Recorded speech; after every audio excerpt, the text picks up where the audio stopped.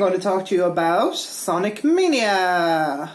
And that is the incorrect Sonic, but we'll come back to that later. So I originally had this more heavily scripted because I wanted to be careful about what I said. Sonic Mania is a bit of a sacred cow, and it's very difficult to criticize without people snapping back. And that's going to figure into a wider issue I'm going to talk about with sort of retrofetishism and the various attempts to recreate sort of retro aesthetics and what people enjoyed from their childhood video games, and sometimes over-romanticizing elements of them and sometimes incorrectly recreating them. So I'm going to talk about those two facets here. So this is going to figure into some of the ideas that Lindsay Ellis brought up on her video about the dark side of the upside down, video about Stranger Things and it, and about deconstructive nostalgia versus reflective, or so I'm just going to figure a little bit into this. So Sonic Mania was sort of part of a 1-2 punch that was a follow-up of sorts to the earlier Sonic generations. Now, I'm a big fan of Sonic Generations. I thought it was a very fun game. It had some flaws. The 2D physics for old school Sonic were kind of a bit naff, but it was still enjoyable overall. And now, I'm not saying Sonic Mania is a bad game. Personally, I prefer Sonic Generations. Sonic Mania isn't bad.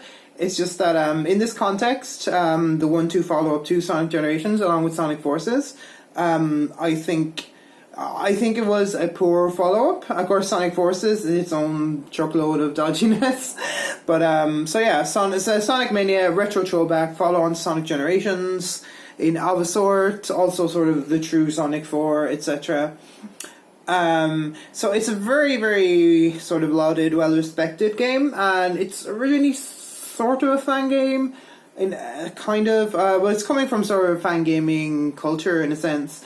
The same guy, I think it's the same guy, it's Stealth, I think his name is, but it's a similar deal to the Sonic CD remakes, which are actually done by a fan originally, sort of made into an official port.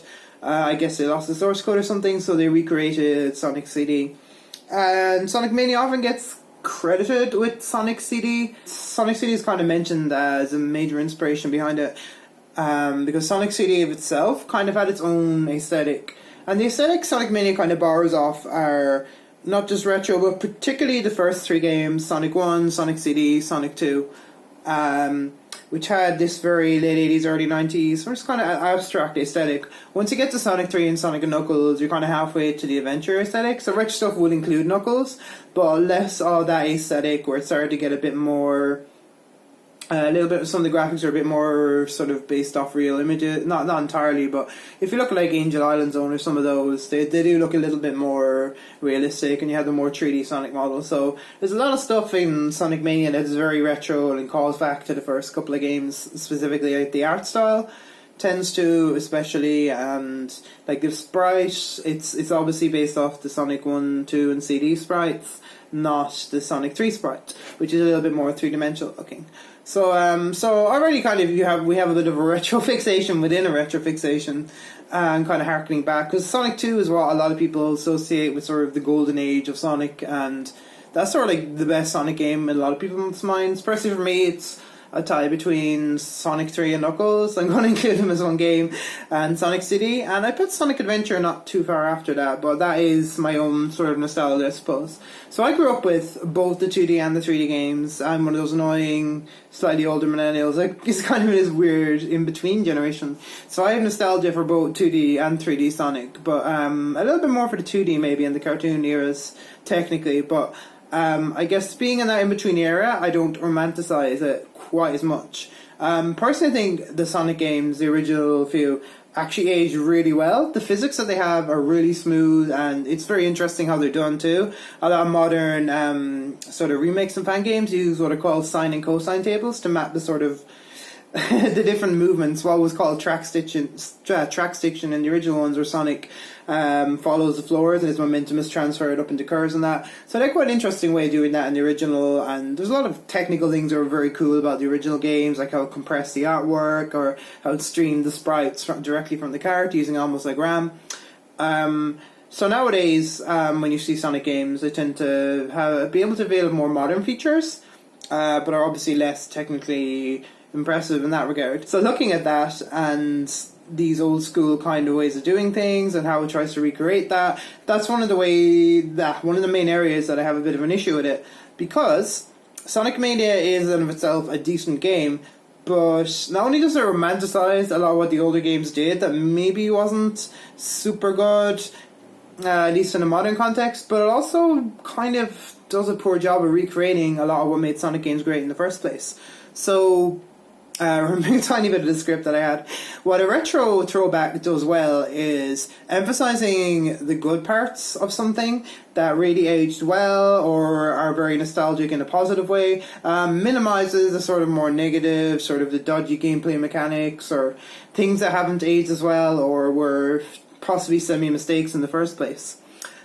Sonic Retro doesn't really do this. An example of where it does not do this, if you look at some of the zones that are included, you have Chemical Plant Zone, which we already had in Sonic Generations, so it's a little bit redundant, and you have the same rubbish trapped underwater trying to jump from these, the sort of rotating block things. I got crushed there a bunch of times.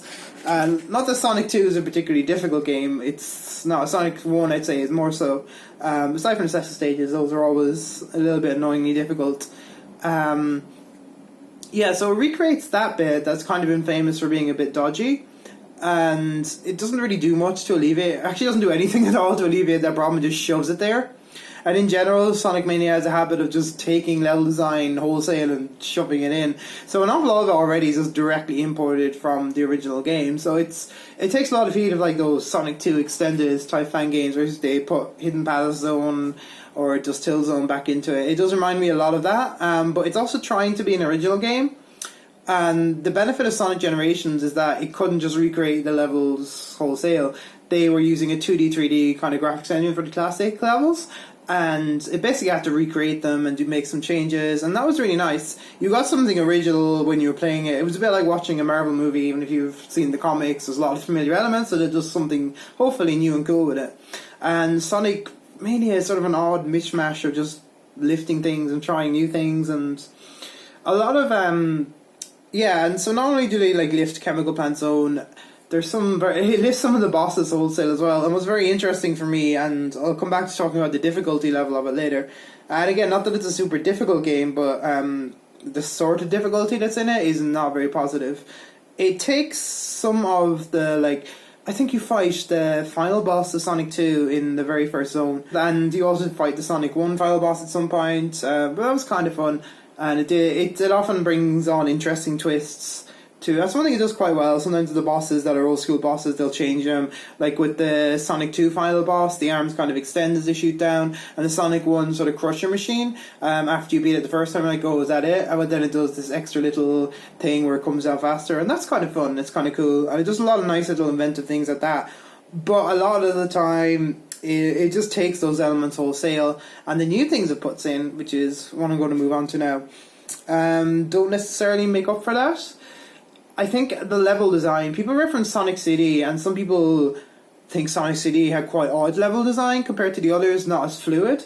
And Sonic Mania does a quite fluid level design, definitely takes more off Sonic 2 than the other ones, I would say, because there's not a lot of exploration in Sonic Mania. A lot of the alternate routes that you can take are, well, basically you're going very fast and you have to have very sort of quick reflexes or remember where a particular area is and fling there on, oh look, I finally found the special stage ring, and it doesn't feel like you're exploring the levels. It feels like you have to learn off little tricks or get lucky to take an alternate path.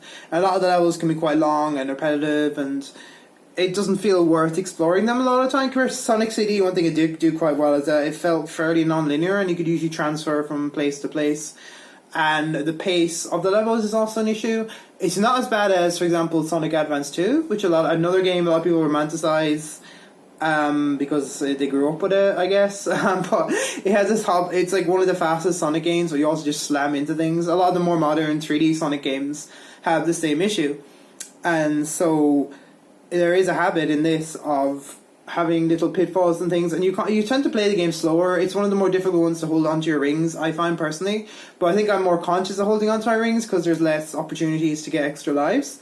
I see people online say, oh, there's tons of lives in this game, and sometimes I feel like I'm going crazy playing it because I had a harder time with it than other people.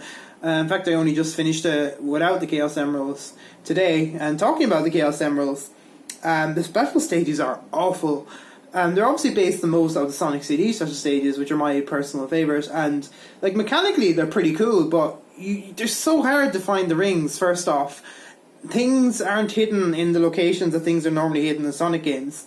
And in one way, yeah, that's great. That's like, it's a bit different to normal, but you have to put in too much effort and it doesn't feel worth it. Again, it's often like you speed past an area or you have to figure out the backtrack, and there's very little backtracking in this game. It's a Sonic game, so there usually isn't, but particularly in this. And when you do finally get in, you tend to course out. The first one's pretty easy, and then after that, you have to take the shortcuts every time. You have to make sure to get all the balls you can every time. There's very little margin for error, and I'm sure if you could actually practice the special stages in a time attack mode, maybe you can, I don't know, I haven't found that option. If you can, it will be a lot easier to actually learn them, but because you so rarely have access to the special stages, it's very hard. And again, flipping back to the nostalgic element, a lot of special stages weren't very good. It lifts wholesale Sonic 3D special stages and Sonic 3. Sonic 3D ones weren't actually that bad. They were an easier version of the Sonic 2 ones. But yeah, it lifts them wholesale as bonus rounds, and that is so fatiguing, because the bonus rounds in, say, Sonic 3 and Knuckles were like you're in a pinball machine, or it's like something a bit fun. So you get extra rings, you get extra stuff, and they're so nauseous. I remember playing the games as a kid, and I was convinced that they were just ported really badly. I was 10 years old, I learned the word ports, so I used to excuse all the problems with it, because it's very disorientating playing the Sonic 3 special stages. It's really technically amazing when you figure out how they actually work. It looks 3D, but it's actually just fancy colour swaps. It's kind of clever and simple, but it works well in that. But as a result, it controls very difficultly, and it can be very difficult to avoiding the red spheres. And just to like put those special stages in wholesale as they are, as bonus stages, is at least you can avoid them. But there have been times when I've been like trying to hit a switch on the wall and the door is there, the continue marker is there and the switch is there, and I have to make sure not to hit the stars. And so yeah, a lot of special stages in Sonic games, they're kind of something I remember fondly because they were taken out of Adventure and those other games. And personally, I like when the Chaos Emeralds become more part of the story, like what Adventure did, and in some of the 8-bit games where you actually define them in the levels. I kind of like that. The special stages were kind of cool because they were, at the time, they were sort of tech demos. Like in Sonic 1, it showed the rotation, Sonic 2, it had a pseudo 3D thing, and Sonic 3D had a pseudo sphere 3D thing. It sort of went forward further with that. But yeah, so as time went on, there was less purpose for the special stages, so I can understand why they left them out of Sonic Adventure, which already had a bunch of other things that had different gameplay modes. And it is funny how people rag on Sonic Adventure having a bunch of different gameplay modes, but at least you were stuck in that gameplay mode as you were playing that character for the most part. And so it's not jarring. Special stages can be kind of jarring because you're using an entirely different set of skills to get your Chaos Emeralds or in the case of the bonus stages, to get whatever the bonus stages give you in Sonic Mania, more rings or whatever.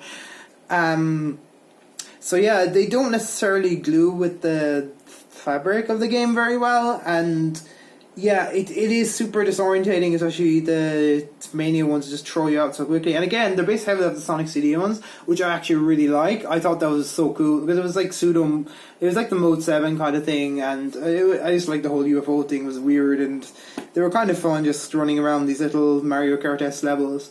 But they added elements from other special stages, I guess, but they made them too difficult and it was so awkward to control. And so yeah, special stage is one of the things I have a huge problem with. I'd love to see what Supersonic feels and looks like in the game, but I really don't have an interest going back through all the levels trying to find that just does not find, that just doesn't seem like a lot of fun to me. So yeah, those are some of the problems I have with Sonic Mania.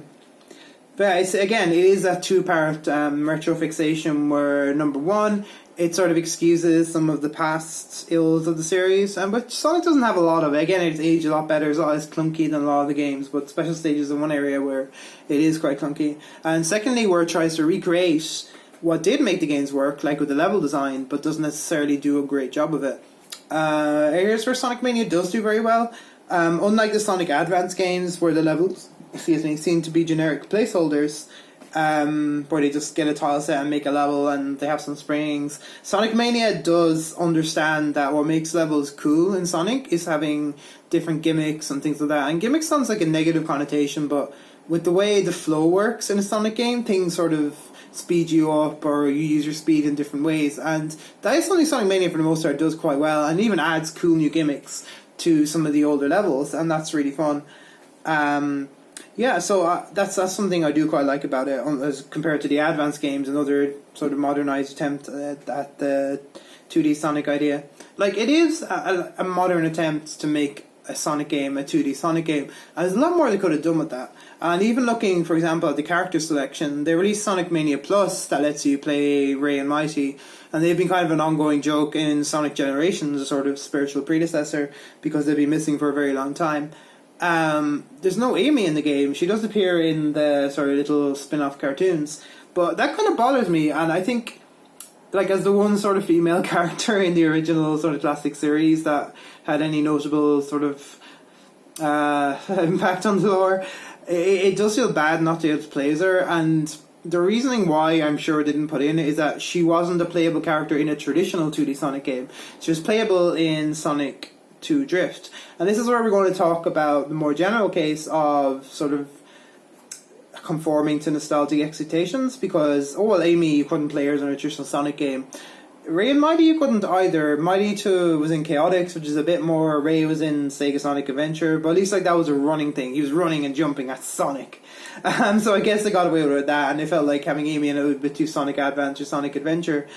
But like, that's exactly the kind of thing I want to see. It reminds me of, there was an old like Satam, the Saturday Morning, the darker steampunky based game. I can't remember the name of it, but it was a really good fan game. It wasn't the typical fan game. It was more of a general platformer that was kind of high paced. It didn't have the like loop de loop and physics, but it was fun. You collected crystals instead of rings. And in the original version of it, they had Metal Sonic and I think Knuckles, and they swapped them out for more appropriate characters within the sort of canon of Satam. I actually didn't like that so much, because it was trying to keep everything self-contained and separate it from the Sonic games, and I can understand why.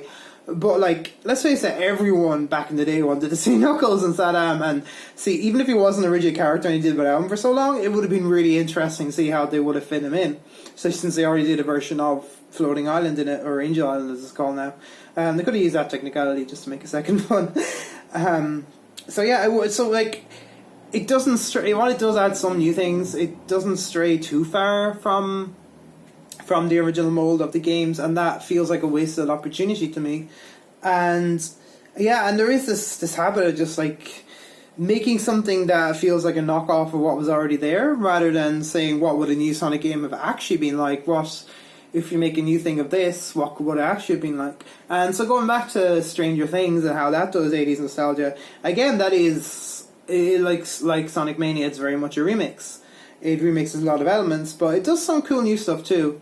And of course, what Sonic Mania doesn't do, that Stranger Things does, is sort of use modern effects to the fullest extent. So Stranger Things is a bit like an 80s movie or TV serial, but with modern effects. Sonic Mania does use modern effects in some cases, sometimes because it's easier when you're doing rotation of sprites, which the Sega Mega Drive / Genesis couldn't do natively, unlike the SNES. Although I think the Sega CD could, so since it is based a lot of Sonic CD, then I guess. But so Stranger Things still feels somewhat fresher to watch nowadays, because it's more comparable to Sonic Generations in some ways, because Sonic Generations is a 2D, 3D sort of high-res kind of thing, which Stranger Things kind of is in high depths and widescreen, you have better effects, but it's still got that 80s kind of atmosphere and music. So it's an odd sort of hybrid, like Sonic Mania, but feels fresher to watch. And people have pointed out how a lot of the 80s kids don't really act like 80s kids, etc., etc. But in some ways that makes them more watchable and make the characters more sympathetic to a modern audience. And that's maybe something they could have kept in mind making Sonic Mania, and how slavishly it attempts to recreate the original, again, sometimes falling short. So there's a lot more they could have done with it that they didn't, I feel personally, and I just feel that since they did release Sonic Generations a few years previously, that did such a good job of making the level sort of feel new and fresh, and they had like little remixes, the first act in 2D and the second act. Yeah, that sort of thing was really cool to me. And yeah, nothing about Sonic Generations felt overly annoying, and you had all these cool little sort of stages where you could race Metal Sonic, and they do that in Sonic Mania where it does this sort of thing where Metal Sonic appears and you get to race him like in the classics. Hey guys, do you remember this level from Sonic CD? There's an awful lot of that in Sonic Mania. It feels like some dude from some Sonic message board is like, hey, I remember this, and it's like, I don't know.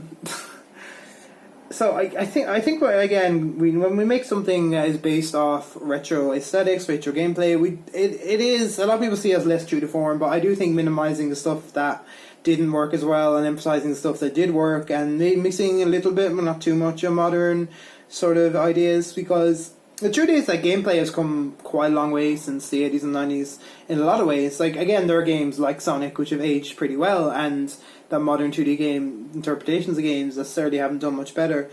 But a lot of older games are very clunky. They use difficulty in a very artificial way, which I'm finally getting back to now. And that can make for a very poor gameplay experience by modern standards. And a lot of people can get disappointed when they get really obsessed with the idea, oh man, I'm going to get an emulator, I'm going to get all these games off Nintendo console, it's going to be great, I'm going to play all these retro games. And like, retro gaming is an aesthetic, but a lot of the games aren't actually great. If we're honest, most NES games are shit.